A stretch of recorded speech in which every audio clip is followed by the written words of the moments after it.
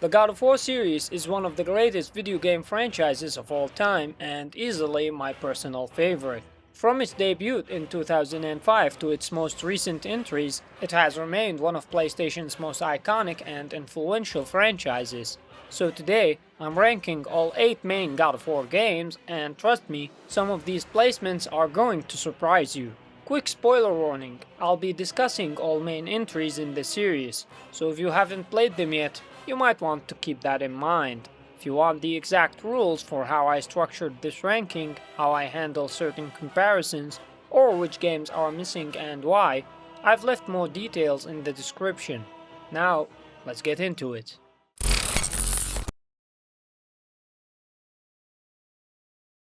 The gods of Olympus have abandoned me.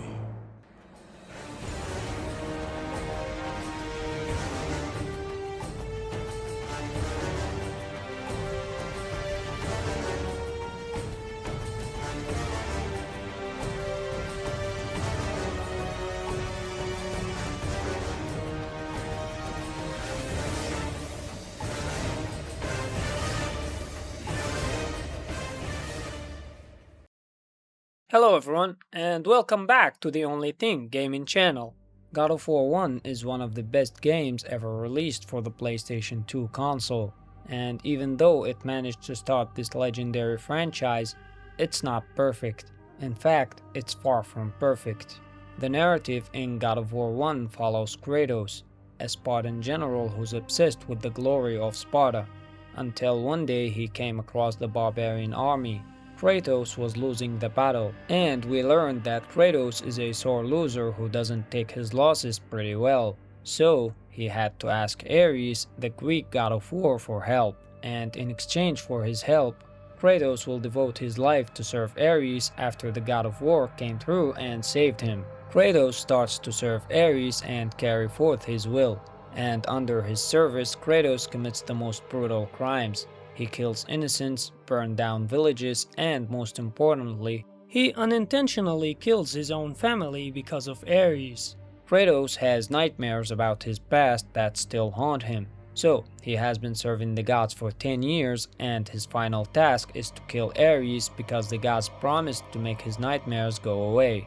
The events of the game begin when Ares attacks the city of Athens, and Zeus forbids the gods from waging war on each other. So only a mortal trained by a god has a chance at defeating a god. Kratos has to go on a journey to Pandora's temple and open Pandora's box and defeat Ares. In exchange, the gods promised to take away his nightmares, but when he killed Ares, they didn't take away his nightmares.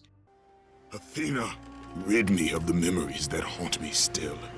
You have done well, Kratos. Though we mourn the death of our brother, the gods are indebted to you. We promised your sins would be forgiven, and so they are. But we never promised to take away your nightmares.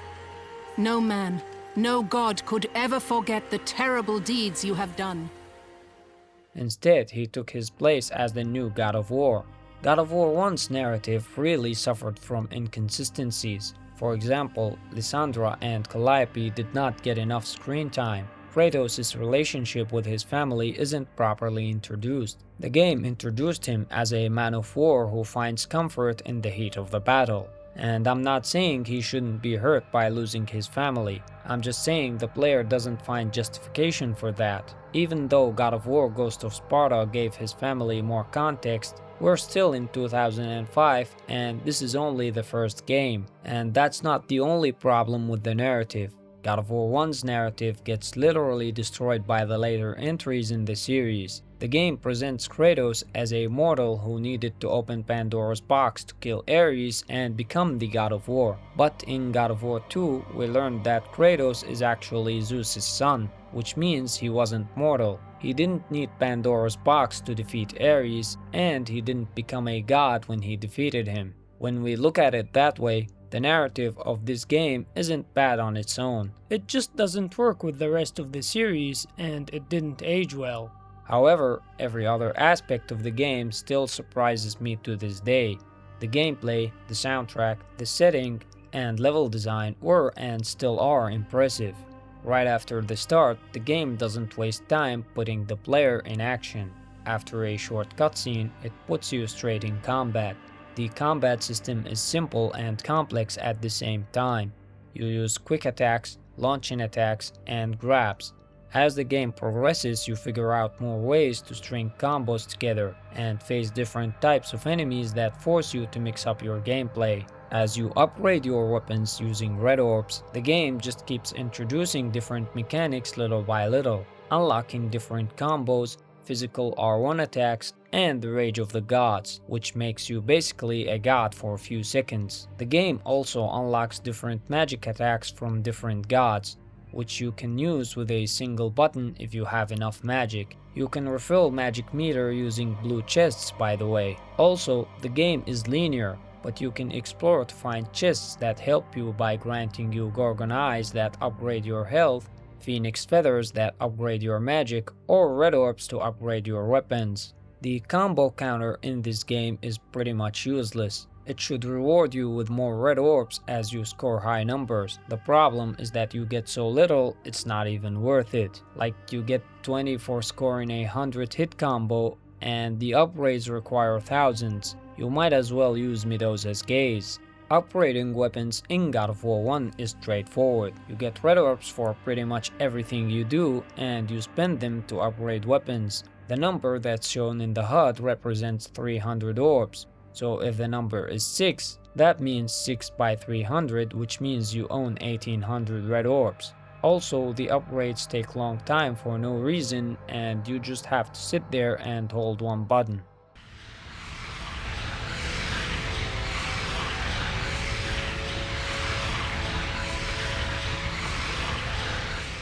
Boss encounters are limited in God of War 1, but the game does a good job with the Hydra boss fight. I don't like fighting this armored bull, and even the final battle with Ares is lacking. The God of War series made QuickTime events famous and still impresses me with how it made an execution animation for almost every enemy in the game. Kratos rips Gorgon's heads, buries his swords in the Minotaur's mouth, and breaks Siren's back. The movement is pretty much fast-paced. The game uses a fixed camera. Apart from running around, the game introduces other forms of moving around, climbing, walking on beams, or sliding down ropes. But since this game released before the age of updates and patches, people still break the game to this day. Just look at speedruns to see how they do that. For me, I just used this trick to move faster, and I discovered that you can get through this place without using the box as the level intended.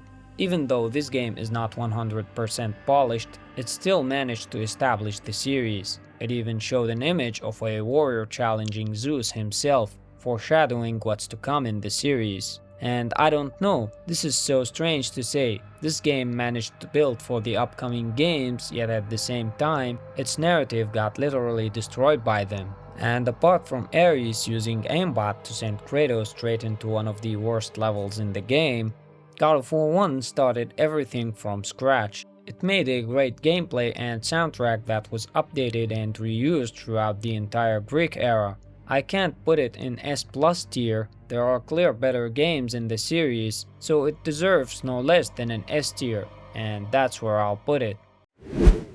If all on Olympus will deny me my vengeance, then all on Olympus will die.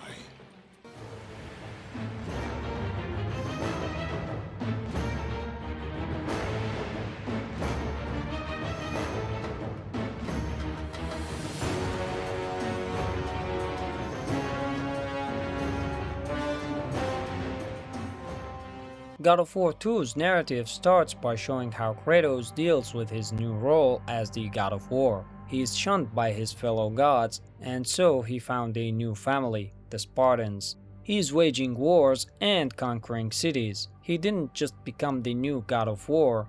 To some extent, he became the new Ares, and when he decided to attack the city of Rhodes, Zeus betrayed him, tricked him into draining his powers into the blade of Olympus, and later killed him with the same blade. And this is one of the problems for the overall narrative of the series. Why did Zeus deal with Kratos himself? But in God of War 1, he didn't do the same with Ares. He could have killed Ares himself instead of sending Kratos, but we wouldn't have a series now, would we? And I know that the opening of Pandora's box affected the gods, but that wasn't established until God of War 3. And there he is, after forbidding the gods from waging war on each other, proceeds to kill a fellow god in his first appearance. So there it is, guys. The God of War 1 narrative just took another hit. If Zeus can wage war on the current God of War, doesn't that mean he can also wage war on the previous God of War? Let's just get back to the narrative. As Kratos dies, he gets saved by Gaia, the Titan. The Titans were introduced in God of War 2. Yes, Kronos made an appearance in God of War 1, but he didn't play a big role in that game. His only purpose was carrying Pandora's temple on his back. After being saved by Gaia, Kratos starts his journey to reach the Sisters of Fate to go back in time and kill Zeus before he gets the chance to kill him. During his journey, we learned more about Zeus's life and the war between the gods and the Titans, and how Zeus used the Blade of Olympus to defeat the Titans and end that war. And once Kratos reaches the sisters and defeats them, he goes back in time to face Zeus, and as he delivers the final blow, he accidentally kills Athena instead of Zeus. Then he decides to change the outcome of the Great War between the gods and the Titans. He goes back through time and tells Gaia to come with him to his time because in his time Athena and Ares are dead and he wields the Blade of Olympus, so they stand better to win the war. All on Olympus tremble at my name. Zeus is weak. Ares and Athena are dead and I wield the blade. We can win the Great War, but not in this time. Together, we will destroy the petty gods, and we will see Olympus crumble before us! Come with me, Gaia! Return to my time! Victory awaits! And as a result, we got this iconic scene.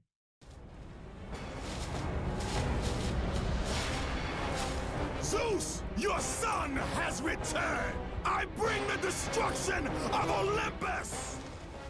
One of the things that I appreciated in God of War 2 was the fact that they paid attention to the details surrounding the Great War. If you look closely at the scene that follows Atlas's story, as Zeus delivers his blow, the Titans get teleported into the future, and we later come to understand that's Kratos' doing.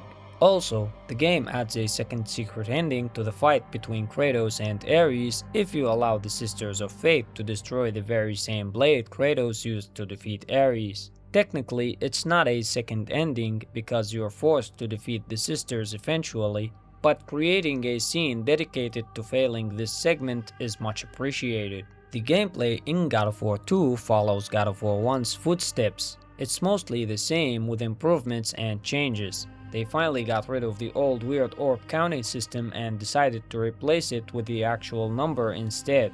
Upgrading weapons is generally faster now. You can move quickly when climbing ropes, you can slide down during climbing instead of having to go down slowly, you can turn the Rage of the Gods on and off instead of having to wait for the meter to empty. Oh, and it's called the Rage of the Titans now. The combo counter can be used to launch a tornado attack by pressing L1 with the Rage of the Titans active. You can move while aiming Medusa's gaze now, and many other improvements. God of War 2 even included iframes before we knew what iframes were. Generally, God of War 2 is a perfect sequel. It took everything God of War 1 did right and expanded it, while addressing the issues of its prequel and built for later entries in the series. With new mechanics like flying, time manipulation puzzles, a wider range of environments, better level design, and most importantly, better boss encounters. Every boss fight in God of War 2 has meaning and context, but one of the best encounters is the Barbarian King. Not this one. Yeah, this one. His encounter is great and it connects the events of Kratos' past to that moment, and he also encounters the ship captain as a bonus. God of War 2 also adds replay value by including urns of power that you can collect to have cheat codes in future New Game Plus runs. With that said, God of War 2 is far better than God of War 1 for me. so I'll put it in the S plus tier because it's one of the best entries in the series and one of the best PlayStation 2 games. Calliope! Father? My child, Why did you go? I am here now, child, and I will not leave you again.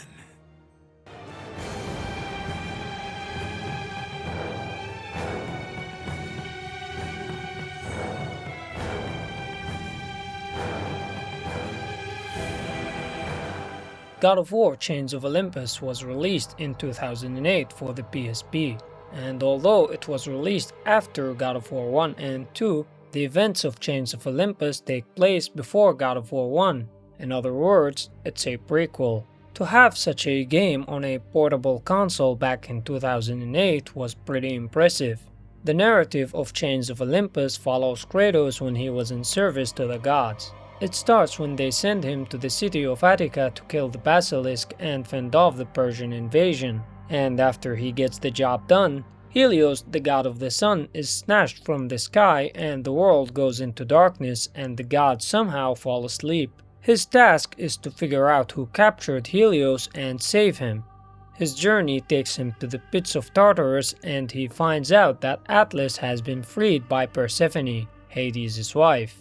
She tricks Kratos to enter Elysium and live with his daughter, but Kratos decides to leave his daughter behind to kill her and imprison Atlas, because if he chooses to stay with Calliope, the world will be destroyed, including Calliope. So he basically has no choice. The narrative in Chains of Olympus adds depth and context to God of War 1, 2, and 3. Kratos' rage towards the gods is more understandable now. He was devoted to serve them and got nothing for it, and he lost his daughter twice because of them. You can argue that the second time wasn't because of them, it was because of Persephone, but Persephone is one of the Olympians. Kratos doesn't care if she works with or against them. Also, he chose to let his daughter go, but it wasn't a choice at all. That's what made this line in God of War 2 even deeper. A choice from the gods is as useless as the gods themselves. We see how devoted to the gods he was when he tells Atlas that their promise is all he has. I ask you, Spartan, what good is the promise of an Olympian? It is all I have, Atlas! We also learn how he put Atlas in his prison, which was mentioned when they met in God of War 2. I awoke in the torment of the underworld, banished to the darkest pits of Hades. I would have destroyed Zeus if you had not put me here, slave of the gods. The narrative also connects some dots in God of War 3, but we'll discuss them when we talk about that game. The gameplay mechanics in Chains of Olympus didn't change much, but the controls were horrible and that's not the game's fault. The PSP had limited buttons. It had only one stick. To roll you have to hold both L1 and R1. The combat really encouraged keeping an eye on your combo counter. Each time you grab an enemy you get 10 red orbs for a ruthless kill, but the ruthless kill only counts when you have 10 or more hits. This small change made me keep an eye on combos and feel the need to do better in combat to upgrade my equipment faster. To conclude this, God of War Chains of Olympus was impressive in its time and on its console, and it adds depth and context to other God of War games, so I'll put it in S tier. If you're planning to play this one, I'd say the PS3 version is the better version. In the end, he will suffer. In the end, we will triumph. In the end, there will be only chaos.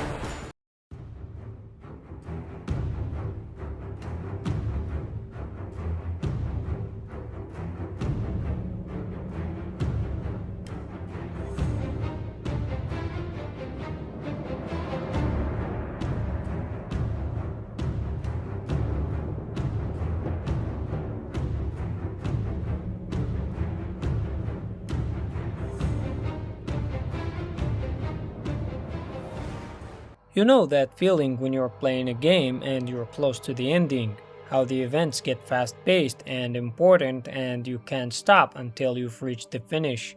God of War 3's narrative maintains that feeling for most of its time. The whole game feels like an extended ending. Despite making the game engaging and satisfying to go through, the narrative ends up lacking lore and depth. And to some people, that's just fine. God of War 3's narrative picks up right where God of War 2 left off. Kratos is leading the Titans to the war on the gods to destroy Mount Olympus. The game starts with an epic Poseidon boss fight, and doesn't stop the action. The game consists of 20 to 30 minutes of progress, then killing one of the deities, then repeats that until it's finished.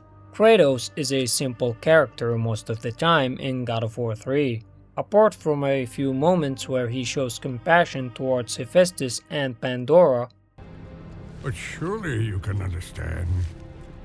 You were once a father, too. He is mostly consumed by rage and vengeance. If something is standing between him and Zeus, he destroys it. That's it. Zeus will die.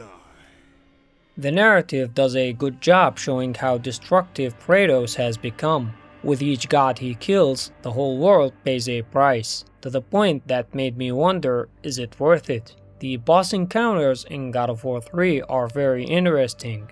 All of those characters, Poseidon, Hades, Hercules, Helios, and Kronos, have been built throughout the series. Even though God of War 3 rushed some of them, that didn't harm them as much. The game also mentions that Kratos freed Helios.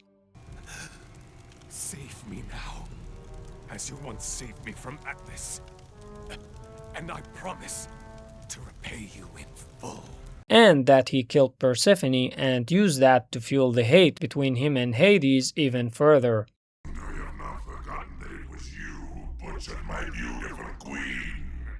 Which is how this game benefits from the narrative of Chains of Olympus. Despite all of that, God of War 3's narrative had its downsides. The game doesn't directly benefit from Pandora or Pandora's box, doesn't explain what Athena became after God of War 3, and also this. Immortal Kratos. What was that? What did he just say? Immortal Kratos. So, up until God of War 3, even after they revealed that Kratos is Zeus' son, he's still immortal. One of the questions I always had about Kratos is, how did he become a god? Was he born a god? Did he become one when he opened Pandora's box, or after defeating Ares, or maybe after absorbing Hades' soul? I think the inherited godhood wasn't established until God of War 4 with Atreus. Graphically, God of War 3 made a huge improvement. The game was impressive even back in 2010 when it first released on the PS3. The jump in visuals from God of War 2 to God of War 3 was simply a technical miracle at the time. I played the remastered version of the PS4, but I played the PS3 version before, and trust me when I tell you, that version is also impressive.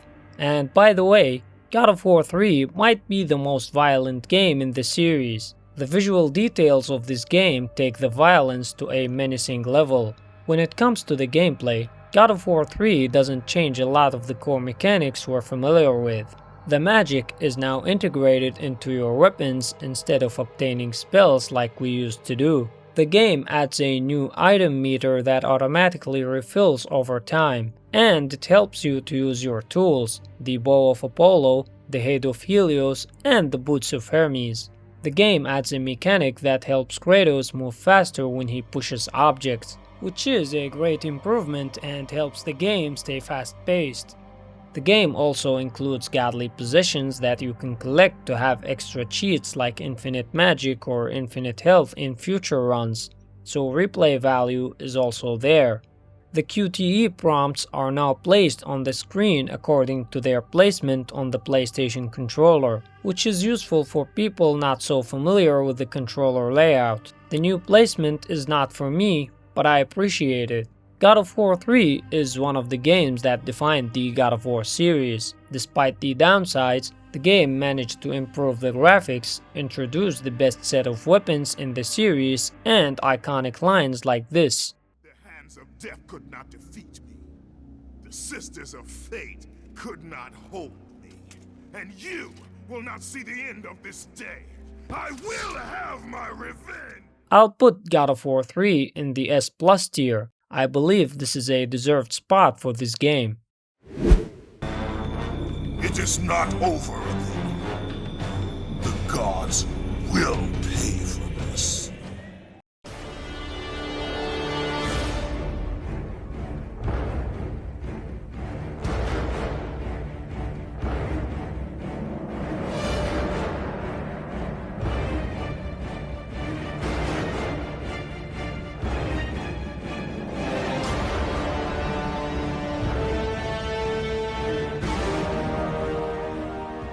Ghost of Sparta came out just months after God of War 3, and it's crazy to think that at some point we got two God of War games in the same year. This was the second PSP God of War game, an upgrade compared to Chains of Olympus, but it's a clear downgrade compared to God of War 3, and that's fine.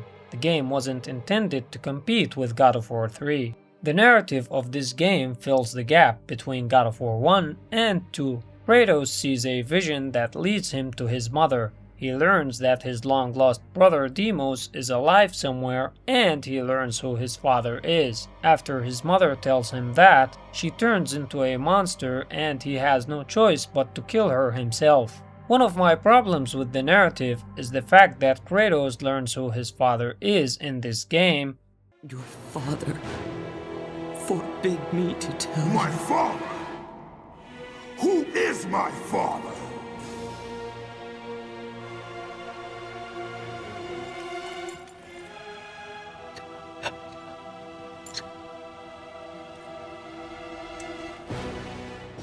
But later in God of War 2, when Athena told him that Zeus was his father, he was surprised. A fear that drove Zeus to kill you. His own son. His son? The only possible explanation is that his mother told him something else, which doesn't make any sense, but it's only possible because she whispered it in his ear and we didn't hear what she said. Apart from that, Kratos' journey takes him to the domain of death where he finds Deimos, he frees him, they fight, Thanatos kills Deimos and Kratos avenges him. And that doesn't do much for the narrative either. Why find Deimos just to kill him moments after? He is never even brought up in any other game of the series with the exception of God of War Ragnarök and the newly released Sons of Sparta game. You have a brother? His name was Deimos. When we were boys, he was taken by two gods obsessed with prophecy. The gods of my homeland seldom left survivors, so by the time I learned he had lived, it was too late for amends. His anger poisoned him against me. But I never stopped loving my brother. Thanatos is also not that great of a main villain, and killing him had no consequences, unlike what God of War 3 implied, and later Kratos himself said this. There are consequences to killing a god! Yeah, sure, say that to Thanatos. The narrative of this game tries to fuel the hate Kratos has for the gods even more by increasing the family members Kratos lost because of them. The problem is, this game came out after God of War 3. We already know he destroyed the Greek pantheon, and we know he hates the gods, so what's the point? To be honest, the narrative of Ghost of Sparta had some great moments, like visiting Sparta. This is the only time in the series where you walk in the streets and watch NPCs go about their business without killing them, or when Kratos comes face to face with younger Kratos in the mirror. And this wasn't the only time he comes face to face with his past, but we'll leave that for later. I know some people like the narrative of this game, and that's completely fine, it's a matter of opinion. But just imagine having to see God of War 3 end in this cliffhanger just to get a prequel right after it when people clearly wanted to know what happened to Kratos. In terms of visuals, as I said before, this game is an upgrade when compared to Chains of Olympus, but comparing it to God of War 3 would be unfair. Gameplay mechanics didn't change much, they only added a new mechanic called Terra's Bane. You press R1 to light the blades on fire, increasing their damage and tagging enemies with it. Tagged enemies explode seconds after and take massive damage. Some enemies and barriers force you to use it as normal attacks won't affect them. And it doesn't consume magic. It's related to a meter that refills over time, so no reason not to use it. Also, the quick time events when grabbing enemies sometimes don't show up. This happened to me several times during gameplay. It doesn't break the experience, but I thought it's worth mentioning. Also, I noticed in this game that maxing out all of the weapons wasn't as convenient as it was in previous games. I did 2 playthroughs and I used a guide to get all the chests. I didn't miss a single one. And in one of those runs, I only maxed out everything in the final battle with Thanatos, and on my second playthrough, I was 1 upgrade short from maxing out everything. On top of that, ruthless kills randomly trigger in this game, which made farming red orbs from combat harder. For me, I don't mind that because maxing out all the weapons isn't that necessary, but again, I thought I'd mention it. Given everything we've discussed, I placed Ghost of Sparta in the A tier. It's good, but not quite S+ or even S tier for me. And also the same control scheme from Chains of Olympus returns with this one, so playing the PS3 version would probably be a better idea. Ares, destroy my enemies, and my life is yours!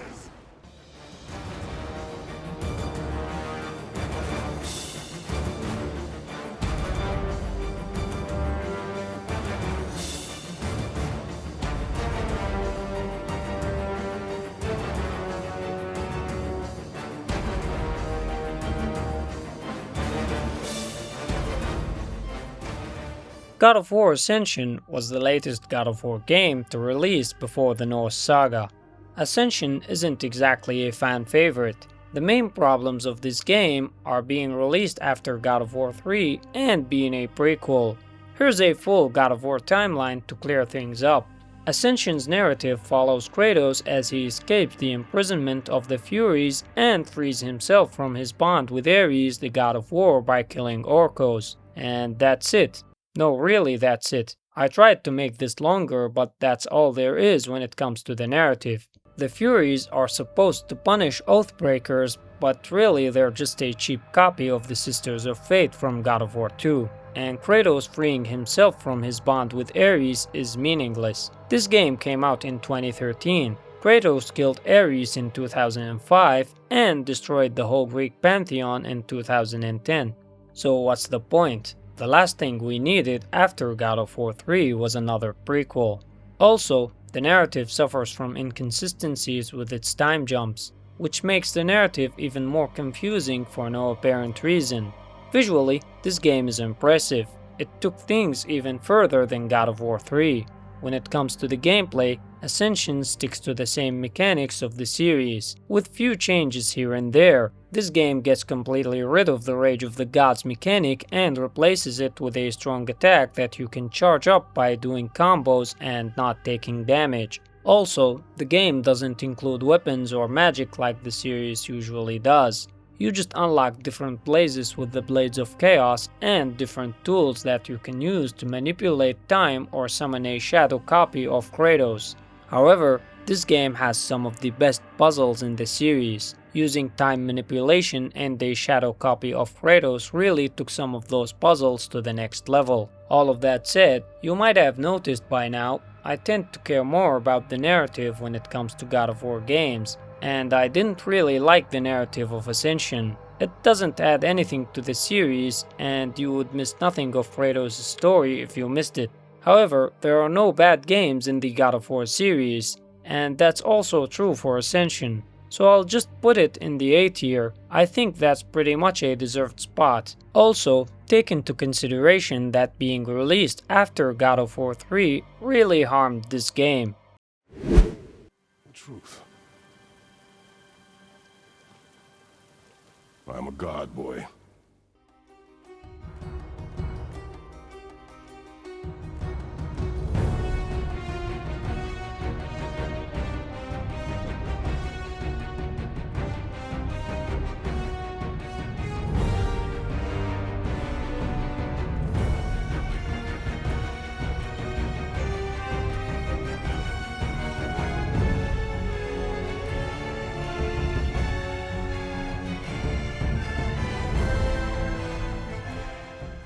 God of War 4 brought a much needed change to the series, and even though some people didn't like that change, I personally tend to disagree. The change was necessary and in the right direction. After God of War 3, we got 2 prequel releases, and the Greek setting didn't have much to offer anymore.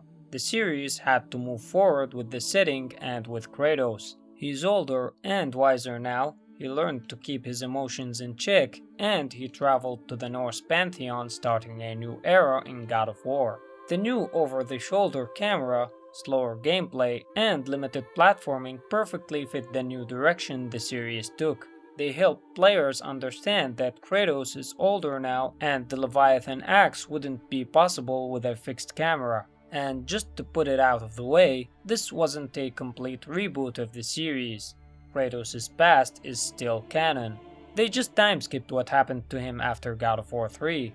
The narrative starts with the death of Kratos' second wife, Faye, and his main goal is to spread her ashes from the highest peak in all the realms while keeping an eye on his son, Atreus, and avoid Baldur, one of the Aesir gods who keeps tracking him throughout his journey.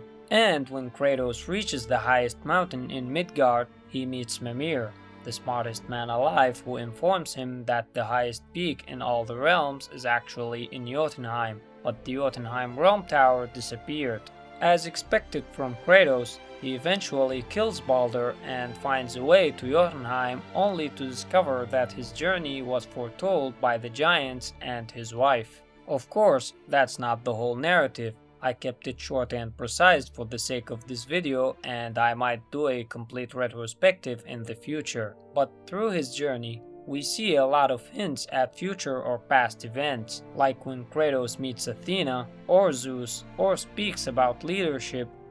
Seriously, how did this one captain lead so many men? He had their loyalty, so they followed. And then they all died. He must have been a bad leader.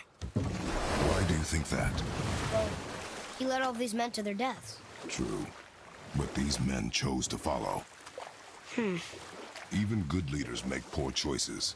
The best take responsibility for them. Or understands how Thor had a giant fall on him.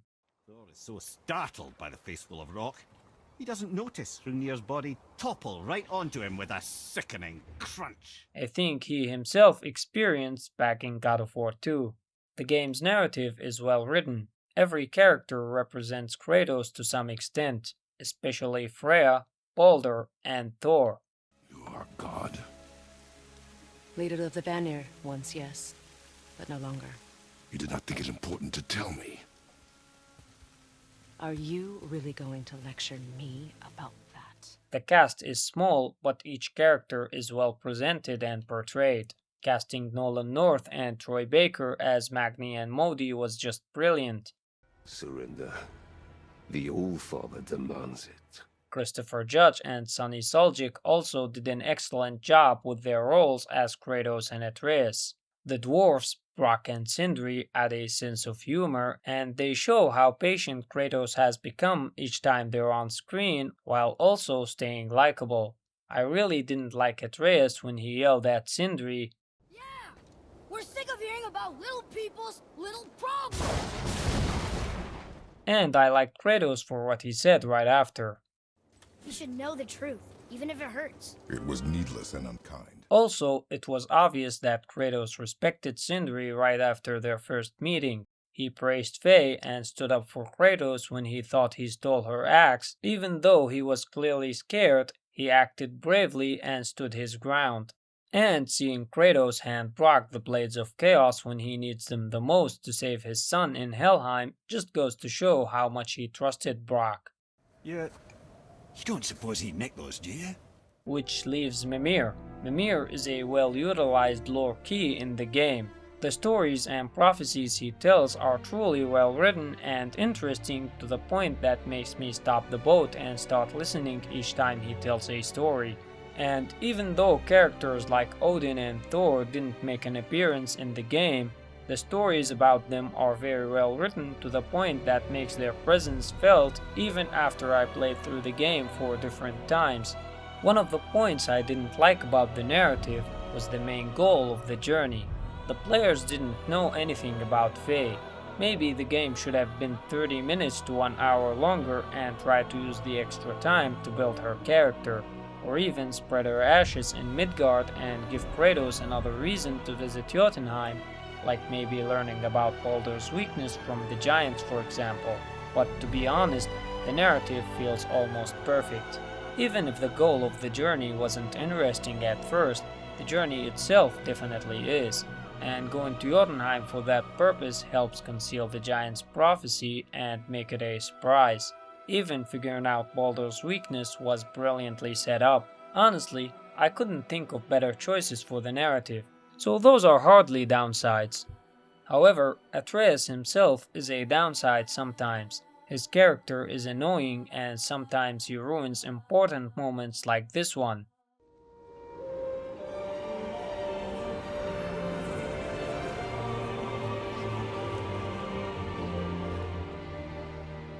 Can we go now? The most annoying chapter in the story comes right after he discovered that he's a god and became arrogant. This chapter harmed his character, and when he finally abandoned this path, the change was rushed. Actually, it was rushed both ways. He is compassionate and tries to help people just like his mother was, and suddenly he's arrogant, then suddenly he's not. God of War 4 was a game made to be played at least twice to get the full narrative experience. Seeing Freya's reaction to mistletoe arrows is only understandable once you finish the game. These arrows are dangerous and wicked. You find any more, you destroy them, understand? Do you understand? Say it! I understand. Kratos preventing his son from going below the house is only understandable when you know he buried his past there. Boy, beneath the floor. Now! But you told me never to go down there. There are things to discover even after playing Ragnarok, like this line from Baldur. I'm not my brother, and if you'd given me what I wanted, it wouldn't have ended this way. But no! Given that Thor is a destroyer, he probably meant Tyr, but like many things this game built, this wasn't revisited in Ragnarok, but we'll talk about that when we talk about that game. When it comes to gameplay, God of War 4 is very different from previous games. For the first time in the series, God of War offered stats, customizable armor pieces, runic attacks, and pummels. This allowed players to be more personal with their gameplay, choosing to lean into strength, defense, cooldown, or any other stat. Pardon Rage returns in this game, but it works differently now. Once activated, Kratos fights with his bare hands, he can't take damage, and his health replenishes with each hit. Upgrading his maximum health and rage can be done by finding collectible apples and horns in Nornir chests. Not much different from classic God of War games, but upgrading or crafting gear requires resources found throughout the world or obtained in battles.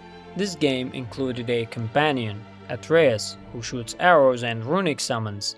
You can also buy skills for Kratos and Atreus using XP points, which raises a small issue. Once you buy a skill, it interferes with the rest of your gameplay. I noticed an example of this when I bought the Leviathan's Fury, and it interfered with the Executioner's Cleave. Each time I wanted to run and do a heavy attack, I had to stop for a moment, which resulted in having to choose the suitable time to do a heavy attack more carefully. Platforming is almost non-existent. The game is limited to linear climb paths and they completely removed the ability to jump. Puzzles are mostly simple. In most cases you just need to figure out where to throw your axe, and by the way, throwing and recalling the axe is really satisfying. I found myself using the axe more than the Blades of Chaos, not to take anything away from the iconic blades, but the new over-the-shoulder perspective feels more comfortable with the axe. The game forces the player to use both of his weapons. Some enemies are immune to the axe, while others are immune to the blades. This was well incorporated in the final battle with Baldur, but outside of that battle, this was limited to a few Hellwalkers. Boss fights are limited. With the exception of the dragon, Baldur, Magni and Modi, you mostly fight trolls. The game's world offers side content for the first time in the series. You can explore realms, complete side quests, and find loot. but the game incorporated Metroidvania elements to prevent players from straying so far off the main narrative. I also like the way Atreus reminds Kratos of shortcuts when available, or when Kratos asks him for directions to test him and to kind of break the fourth wall, as those were really directed at the player. Sindri's Skyway card is still down there, if you don't feel like climbing. The realm of Muspelheim is completely built to include challenge arenas that you can farm for extra resources. And the realm of Niflheim introduces unique resources and armor sets that are only obtainable by taking on Evaldi's workshop, a set of rooms with enemies and traps that change each time you engage with it. Honestly, these two realms are addictive. I found myself returning to Muspelheim to achieve better scores with the challenges, and Niflheim was so addictive to the point that made me wonder if it was possible to turn it into a standalone roguelike game.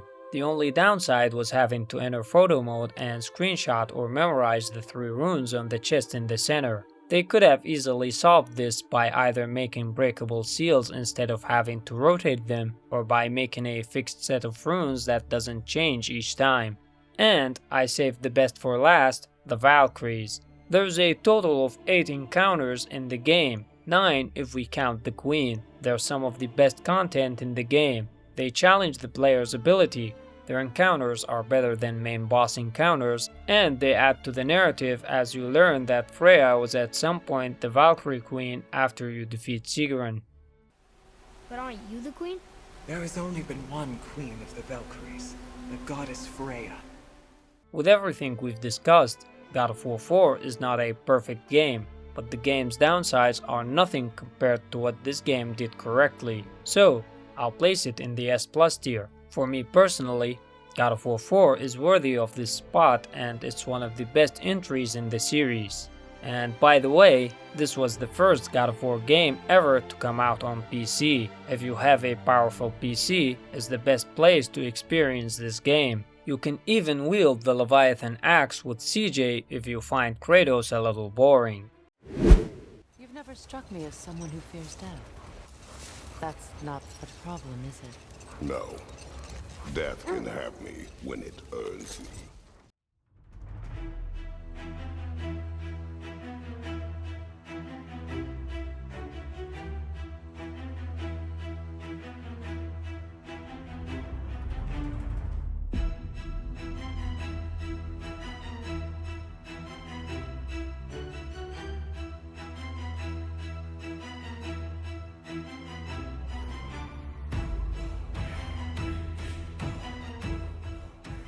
God of War Ragnarök is the latest main entry in the God of War series, and to be honest, I don't really like Ragnarök. I mean, don't get me wrong, it's a good game, but it certainly could have been much better. Mostly the game uses the same mechanics of God of War 4, and that's a good start. The game even improves on some of the mechanics. Puzzles are still simple, yet they're deeper. They mostly require you to use sigil arrows, precise timing, or paying attention to where exactly you throw the axe. The skill upgrade system has been improved. Upgrading a skill now requires you to use the skill a number of times to unlock further upgrades. And you can even disable a certain skill, which solves one of the issues we spoke about with God of War 4. The game even improved the visuals, the environments, and implemented faster gameplay by improving climbing and traversal. Honestly, to this day, I can't understand how they managed to make it work on the PS4. When it comes to the builds and customization, Ragnarök offers a wider range compared to God of War 4. You can equip different versions of the Spartan Rage, and you can customize your shield more than God of War 4 allowed you to. Ragnarök even introduced better boss encounters compared to God of War 4. It seems like we're off to a perfect start, but that's not the case, because you see, with God of War Ragnarök, the narrative is where everything really falls apart.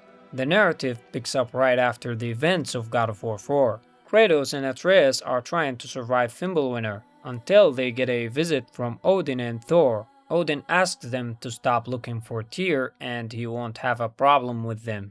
This encounter puts them on the way to find Tyr, and from there the narrative flows until we reach the point of Ragnarök. And I know I didn't explain the whole story, but really there is no story here, because each God of War story had a purpose. With Ragnarok, the narrative suffers from huge pacing issues and it doesn't have a clear purpose. Are we rescuing Tyr? Are we helping Freya and her brother's rebellion? Are we trying to find the mask? Are we trying to stop Ragnarok? Are we trying to bring Ragnarok? Are we saving Kratos from the giant's prophecy? What is really the main purpose of the narrative? It feels like some of the quests are completely disconnected from the others, and that's why I said there's no story here. And I completely understand that the game was rushed because they didn't want to make a trilogy, but that's not an excuse. The game wasted so much time with meaningless quests like Ironwood, which I'll talk more about in a minute, but trust me, that's not the only quest where the game wasted time. I'll just talk about some of the points that I have issues with in the narrative and how they could have been better. 1. The game didn't build on or use any of the cliffhangers or stories that God of War 4 left, and the writing felt bland and poorly executed. Some of the characters don't even feel present even though they're in the game.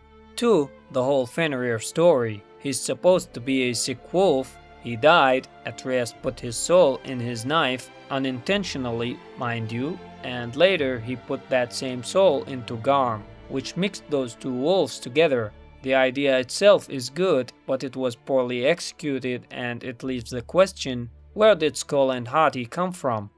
You're familiar with the tale of Skoll and Hati, bringers of day and night? Oh yeah, the wolf giants. Aye. They were born of the arch-wolf Hrothwitnir, a great nemesis of the Aesir gods. 3.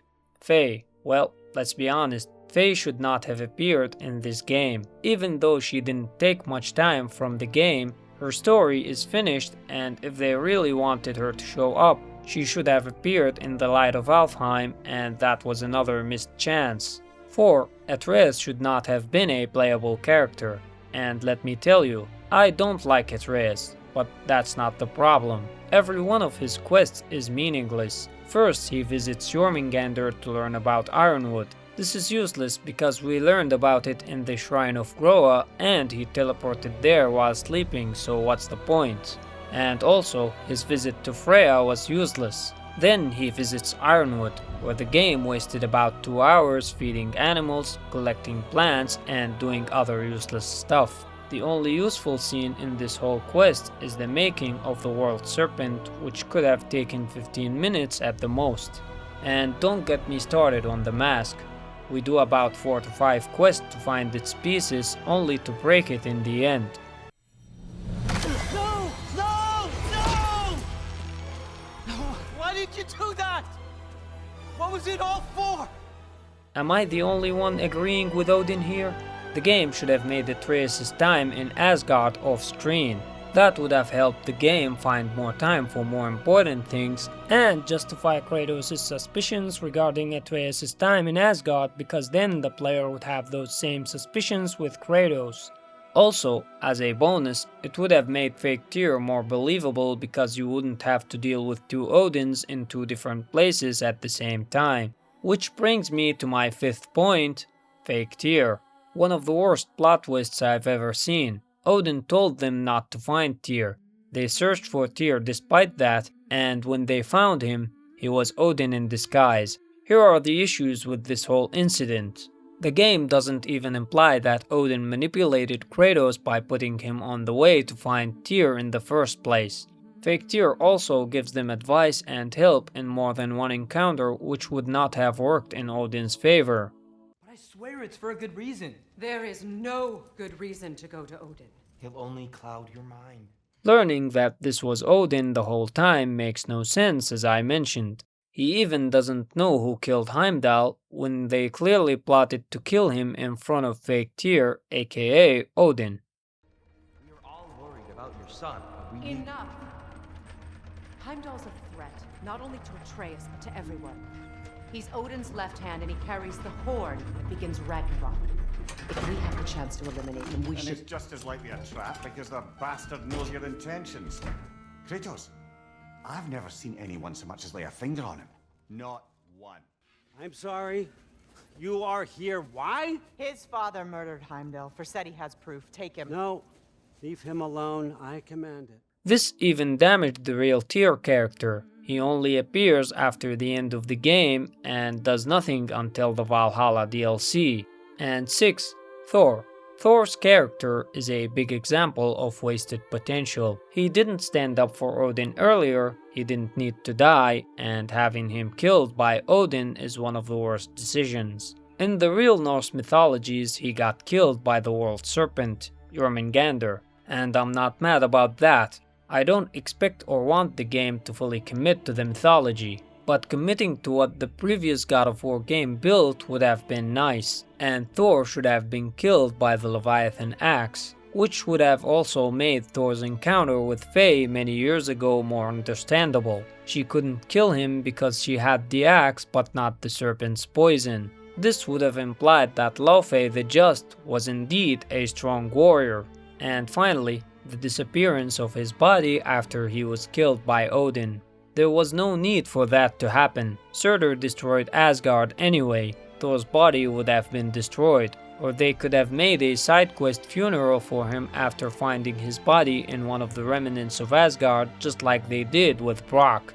Of course, I have more points to talk about, but I can't fit them all in this video. I just mentioned a few of them to break down how poor the narrative of Ragnarok was. I'll just save them for future God of War videos I have planned, so hit the like button, subscribe to the channel, and share this video. Generally, one of the biggest issues with the narrative is Atreus. The game tries to make the narrative about him. This is his story. Kratos is just there for him, and I really don't like him. In fact, each time he gets away from the narrative, the game gets better. I really enjoyed the first visit to Vanaheim with Freya and, of course, Brock. Well, guess it's just us then. Mainly, I said this because the decision to kinda sideline Kratos and focus more on Atreus really hurts the narrative. I even enjoyed clearing side content after I finished the story and Atreus left. And to be fair, the narrative also had its good aspects. The returning Valkyries, Brock's soul, Kratos' relationship with all of the characters around him. Brother, a word. Don't hold the lad's curiosity against him. It goes with being young. In my youth, we learned obedience. And is that what you wish for him? Brother, he's going to walk his own path. If you don't want him walking away from you, then smarten up and walk with him a while. Heimdall's character and Gjallarhorn are some of the things that were properly introduced.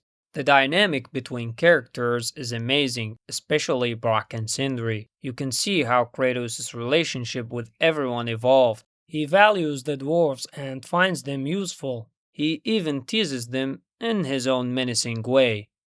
The Bifrost is broken. Now that we've reconfigured these gateways to use Yggdrasil seeds, you won't need a travel table or a Bifrost lamp anymore.